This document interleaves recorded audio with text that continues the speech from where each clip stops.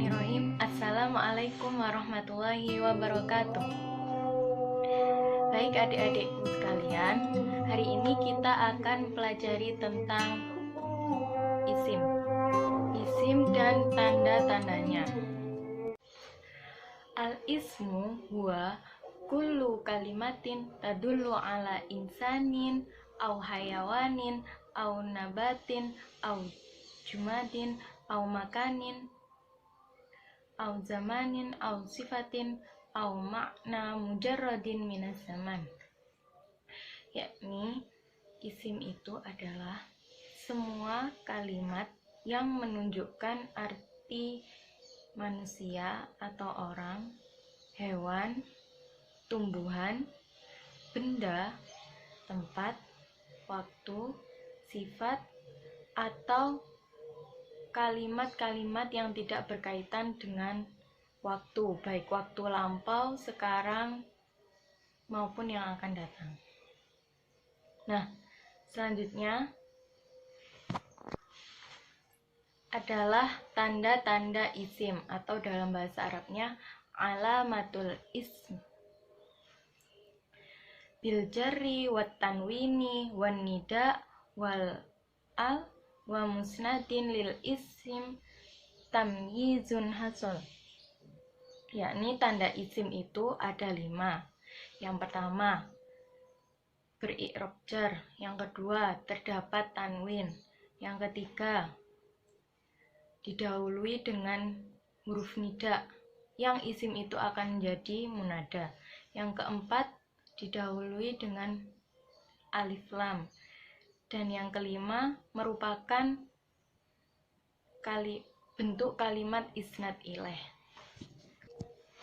Nah, baik adik-adikku sekalian, di sini Mbak akan memperlihatkan dan menjelaskan bagaimana tanda-tanda isim itu secara lebih jelas dan detail ya. Yang pertama, beri'rab jar. Bagaimana isim itu terlihat jar? Yang pertama, apabila isim tersebut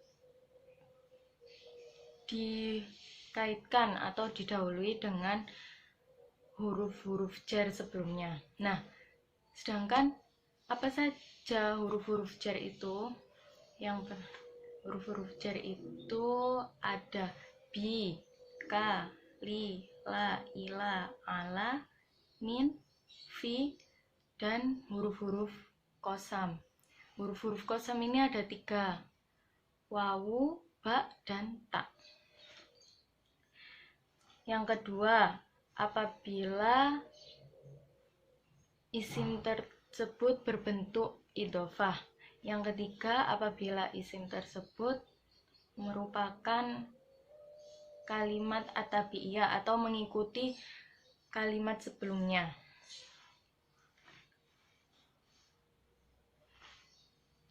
Baik, contoh dari tanda isim yang beri'rab jar seperti ini. Marortu bi ghulamin zaidin al-aqil. Nah, di sini terdapat bi ghulamin. Bi ghulamin ini kan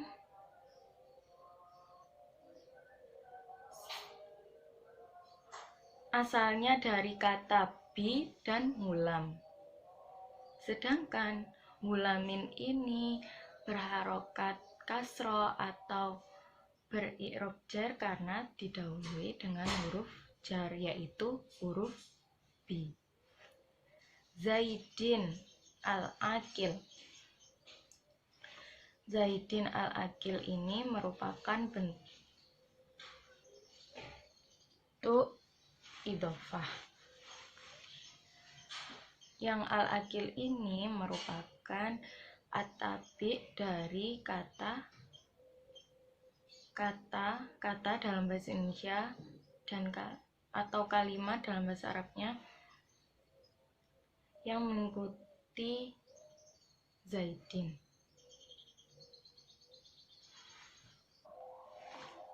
Selanjutnya, tanda-tanda isim yang kedua, yakni terdapat tanwin.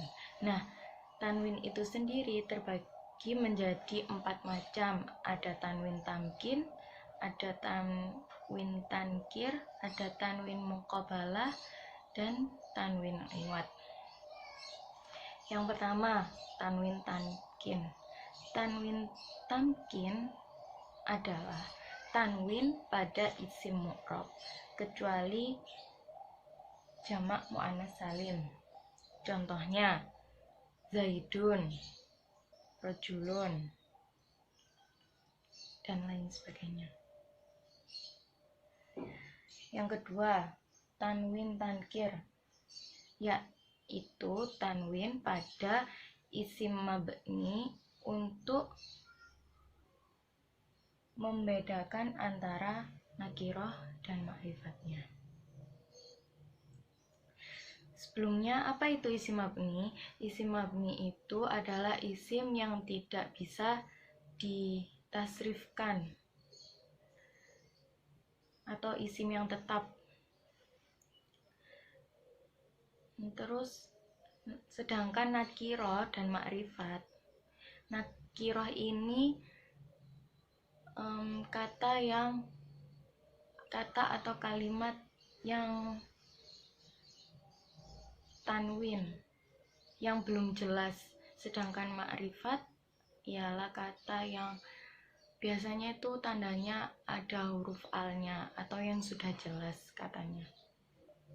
Contohnya, marortu bisibawaihi wa bisibawaihin akhara. Nah, di sini terdapat 2 kata bisibawaihi. Kata yang pertama, marortu bisibawaihi, ini merupakan ma'rifat, sedangkan yang kedua, wa bisibawaihin akhar, merupakan nakirah. Selanjutnya, tanwin muqabalah, yaitu tanwin pada jamak muannats salim untuk membandingi nun pada jamak mudzakkar salim. Contohnya muslimatun.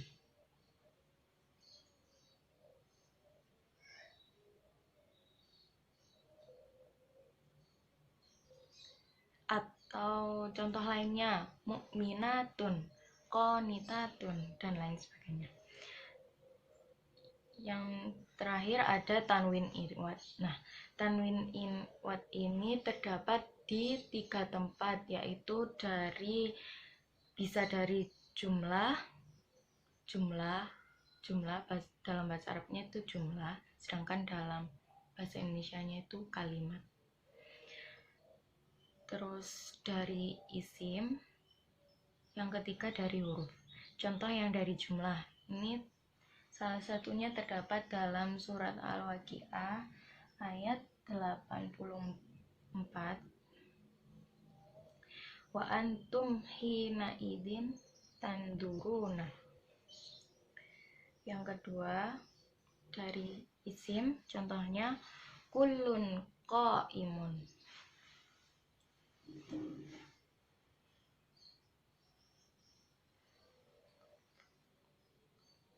Yang asalnya dari kullu insanin qaimun. Nah, kullun ini dijadikan isim karena menggantikan asalnya kullu insanin, yang insanin ini dibuang. Yang ketiga dari huruf, haula'i jawarin, yang asalnya dari jawariyu.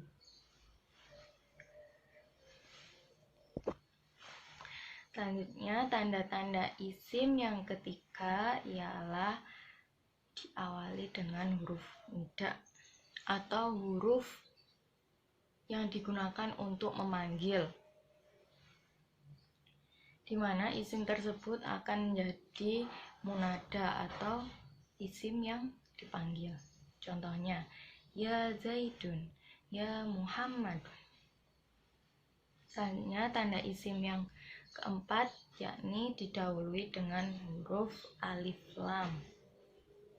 Contohnya ar-rajulu, al-ghulamu, dan lain sebagainya.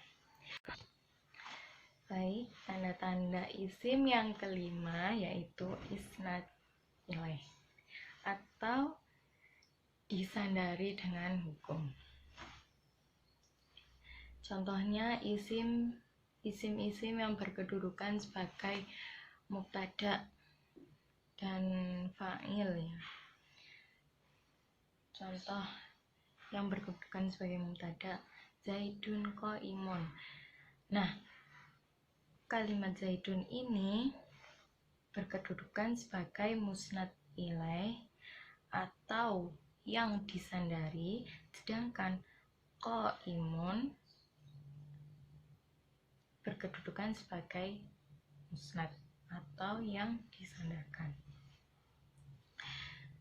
Selanjutnya, contoh dari isim yang berkedudukan sebagai fa'il. Qoma Zaidun. Di sini kalimat qona sebagai musnad, sedangkan kalimat Zaidun sebagai musnad ilaih. Nah, itu penjelasan dari isim dan tanda-tandanya.